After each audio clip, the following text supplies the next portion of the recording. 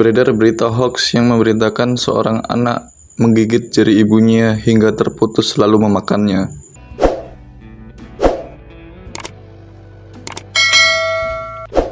Kabar hoaks tersebut diedarkan melalui pesan grup WhatsApp masyarakat setempat yang dibagikan berantai hingga beritanya viral di media sosial khususnya di wilayah kota Metro.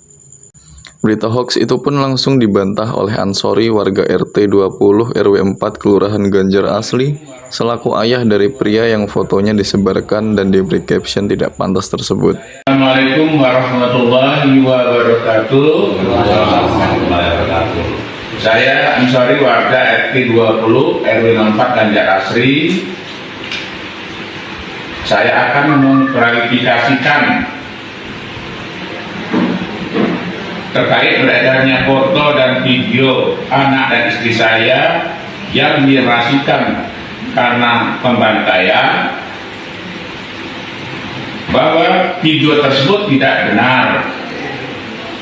Memang terjadi keributan dalam rumah tangga, tetapi telah diselesaikan secara kekeluargaan dan anak saya saat ini dalam proses pengobatan di rumah sakit kurungan nyawa. Saya menghimbau kepada warga Kota Metro agar tidak termakan isu hoaks